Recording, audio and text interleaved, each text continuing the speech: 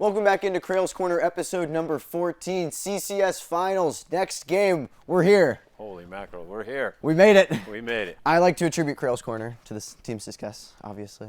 Since we started the show, the team has been hugely successful now. You guys have absolutely killed it this season. You guys deserve the championship, in my opinion. You guys are facing Wilcox. It'll be fun. It's going to be a great game. I got to say, the vibe with this show has been a lot of fun, though. It's been awesome. It's been great. Super positive and very enjoyable. I hope it's been the same for you. It's been awesome. I know that people have really enjoyed watching it. I know people like seeing your beautiful face every now and then and like seeing what you got to say about the football team. Sure. Let's back up to SI really quick, talk about that game. 21-17, big victory. Really fun to go in victory formation in San Francisco and take the win there. Pretty just overall controlled game, in my opinion. I didn't feel like the team really lost control at any moments. Maybe a couple turnovers. There was that overthrow for Boxer that was kind of weird. Couple good fourth down plays. There was the fake punt. There's a lot of great highlights from that game. If you weren't there, you missed something. Boxer ran for a lot. You mentioned a ton of key players last episode. Those guys really showed up. Nick Hobson had a pretty cool catch on the sideline there that I was pretty hyped to see. That was a huge play. And one thing I got to say, you called it. You said if we have long drives, we keep their offense off the field and continue to just get in the end zone or get points, successful things are going to happen. That's exactly what happened. You got anything to say about SI?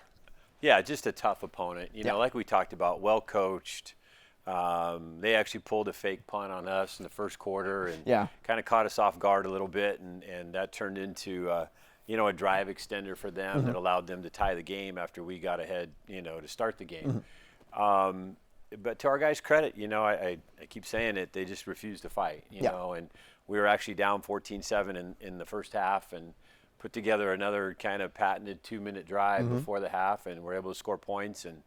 And just like the week before, went in at halftime 14-all and felt pretty good. I want to put it in perspective really quick. How often do high school teams execute a 2-minute drill that well consistently throughout a season? I don't know. I can't remember a team that I've coached that's been this good at it. We've had teams that have put together a driver here or there, but I think this is 3 or 4 times during the year where either end of game or end of half, we've been able to move the ball down and score points. And that's a huge momentum thing, in a game like that. And, second half, you mentioned it, we ran the ball well. We kept, their offense on the sideline. We converted a 4th and 10 on our own 34-yard line, which was pretty crazy. But, that allowed us to extend an 8-minute drive in the fourth quarter to run out the clock. So we held them. They punted to us with just about 8 minutes. And, by virtue of that fourth down and a few others, we were able to run the clock out. And, they had to burn some timeouts early in the half, and so they were down to 1. And, we got to the minute 40 mark, which is kind of the magic mark, and they had called timeout, and we were able to take a knee a couple times, and like you said, victory formation on the road is the greatest thing. So I'd like to contribute a lot of that win to these ball hawks on defense. We have a lot of guys had a lot of tackles, and there were people flying all over the yard all game long. It was really rainy there and real wet. I don't think Wilcox, if I'm looking at the forecast, might be a little cold, might be 50s, but no rain. No, it's going to be a nice night. It's going to be chilly but dry, and so that's good. The elements were tough the other night, although it rained before the game and it rained at halftime, but actually during the game it wasn't too bad. And so I don't really think it played a major role, but back to our defense, there were guys that were just flying around, and they made some plays early on, and our motto is we're just going to hit you, and those hits add up, over the course of a 4-quarter game.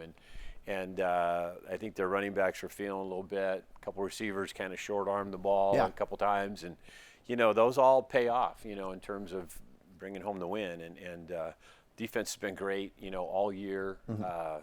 These last 2 playoff games have been just phenomenal. It felt real poetic to win it in San Francisco, taking it on a road win, and then coming back here, going to San Jose City College to face off Wilcox. Let's talk about that game really quick. 7 p.m., San Jose City College facing off against Wilcox. We've played them before. What does it kind of change in the game plan when you've already played an opponent, they've already played you? What planning is a little different? Yeah, it's they're interesting, right? Because of the offense they run, they're pretty married to what they do. I mean, they're a split back veer team, and so the first time around we were able to slow them down and kind of took away what they do best pretty well.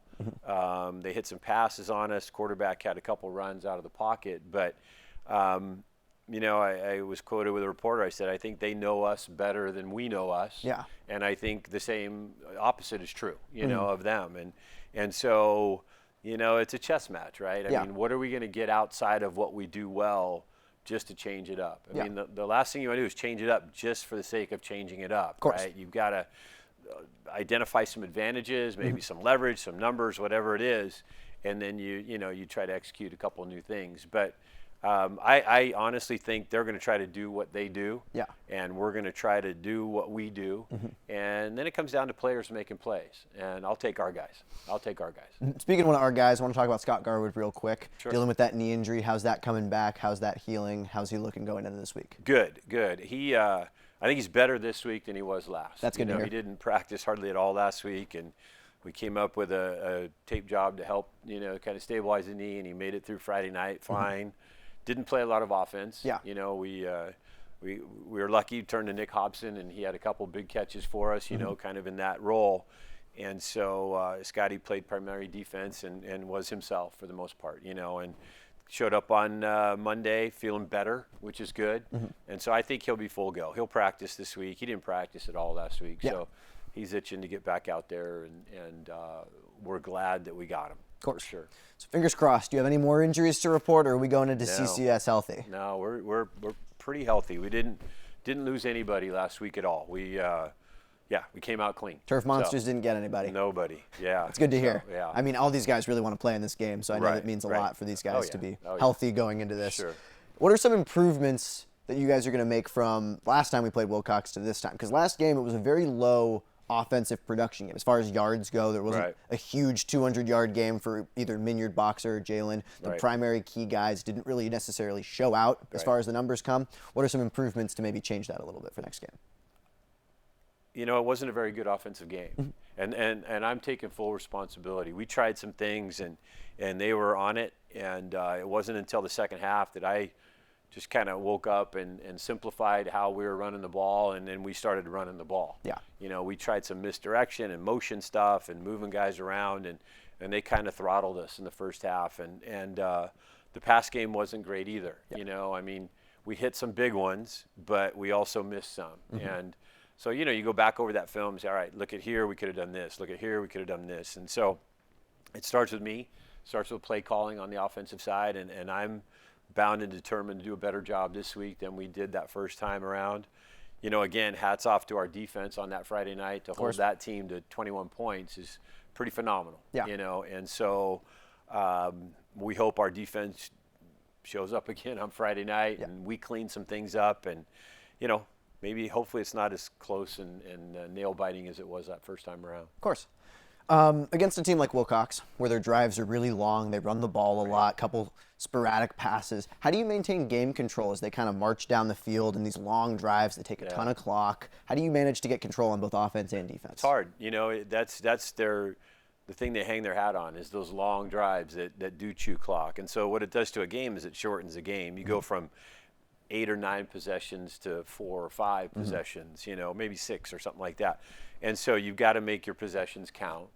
On the defensive side, it's imperative you win first down. Of course. Especially on the negative side of the field for them, because once they get over the 50, they tend to go for it on fourth down a whole bunch. So, it's a tough offense to stop. And, you hope that they put it on the ground or they, create a penalty or a potential turnover or whatever. But, our guys will be up for the task. It's just a matter of, winning first down. And then when we do get the ball, it's you got to execute, right? You got to come away with points just about every time you have it if you can. And then obviously like the first time we played them, special teams are going to play a role. We blocked a punt in that first game and kicked a field goal in that first game. And, we've struggled with that unit a little bit the last couple of weeks. And so we're working hard this week to clean some things up on that. And because we know that, these games come down to usually 2 great offenses and 2 great defenses and then special teams. How does that, affect the game? And our special team has been great all year. Coach Schulteis does a wonderful job. And so I think that's advantage us, to be quite honest. But the guys got to make the plays. So I'm not going to necessarily say anything about what happened last game, but I would say it's chippy at best. There were some words said. It's a very competitive game. Yeah. How do you guys keep that kind of under wraps going into this big CCS game against a known opponent that there's some battles there where these guys are going to be matching up against each other? I know Aaron, Bryn, and Theo are going to be lined up against the same guys as they were last time, and some very similar matchups. How do you kind of keep the emotions under control, keep the words inside the head, and make sure that everybody stays on their side of the ball? I think it's just, you got to explain the magnitude of the game, but then you don't overhype it, right? So it's like, guys, understand what's at stake, understand what we have in front of us. You're going to play with emotion. You're going to be amped on Friday night. Just let your pads do the talking, right? That's the biggest thing. And if we can really adhere to that, I think we have a great shot. I really do. I think, playing this weekend on Thanksgiving weekend is such a blessing. And, it's a great weekend to be playing and practicing and all of that. And I think the guys understand that. I think our coaches are, the words we've been using is locked in. We need guys locked in mentally. We need them locked in physically. And so far, so good this week. So 2 quick things to end the show. I want to know what you're thankful for. And on the week of Thanksgiving, what are you thankful for out of these guys this season? What have they brought you thanks for? I'll talk about these guys in a sec. Okay. First, I want to talk about my family. Let's do that. Right? I mean, I think this is a great time to reflect on the blessings that we have. And I have the most unbelievable wife who is so supportive and, allowing me to do what I love to do. And, we're hosting a bunch of people on Thanksgiving Day, and I'll be down here at practice in the morning. So I'm just very thankful for that. It's my mom's 84th birthday on Sunday, so I'm very thankful for that. Happy birthday to her. I know she watches the show. She does. Happy birthday. So happy birthday, Mom. In terms of the players, I've said it often, this is a great group of guys. Yeah. There's not a lot of cliquey ego stuff going on. They seem to really love playing with each other and for each other. And so, this season's kind of been drama-free for the most part, I mean, again, it's just guys all pulling the rope in the same direction. So it feels good to have them one more week, just because I don't want it to end selfishly. And I know our coaches feel the same. And, being around these guys is just a blast. And so just very, very grateful for the town of Los Gatos, the support that we get, the school, obviously, with Mr. Buchanan and the entire admin staff, Mr. Parati, our AD. Nobody works harder for us. And so, I can go on and on, right? But there's a lot that we just have in place here that makes my job great. And, here we are getting ready to play in the finals, which is pretty epic. So as we wrap up the CCS season, I want you to sum up the team and this culmination of guys, this culmination of success in one word. Can you give me one thing that stands out to you about this team? Give me one word. As you were saying that, just the word cohesive came to mind, right? And that means that they just stick together. And I think that's been evident all year. We've faced some adversity, and I've had maybe better teams in terms of talent, but they have crumbled, and we saw it with Reardon. We saw it with SI, right? The going gets tough, and guys are pointing fingers at one another and chirping a little bit with their own guys. This group hasn't done that. And so, again, that kind of mentality is what makes it so fun to be around them, that when we get down a touchdown to SI, we're not going to start pointing fingers. We're going to cinch up our belt, so to speak, and continue to fight. And so I think that, that's probably a word that, one of many, but that's one that just kind of comes to mind. Do you have any message to the high school as a whole coming into the CCS game? I just hope, those that are in town show up Friday night. It's going to be a great night. Like you said, a little chilly but dry, so there's really no excuse to not come. And so we hope that, the town shows up. I think they will. It's a great public school rivalry, which is kind of fun. So often our playoffs are dominated by private schools, and in the WCL, the big league in the area, there's only one left, and so that's hats off to Wilcox and to us a bit, and other teams that knocked off some of their teams as well. So I hope the town shows up. I think we're going to put a good product out there Friday night and hopefully win one for Los Gatos. I'm really excited. I'll be there Friday. I'll be cheering on the Wildcats, really hoping that we pull out a CCS win. I think that's the expectation going into this game. I think we're the favorites also, which is a nice comforting factor a little bit. Right. Heard it here first. Coach said no excuse. Be there Friday. There you go. Hope to see everyone there Friday at San Jose City College, 7 p.m. the game starts. We will be having another episode, hopefully maybe even a couple more, assuming NorCal's and other stuff like that. Please tune in rolling. for episode 15 next week, where Coach Krail and I will be coming back to the studio to do it all over again. Catch you guys next time.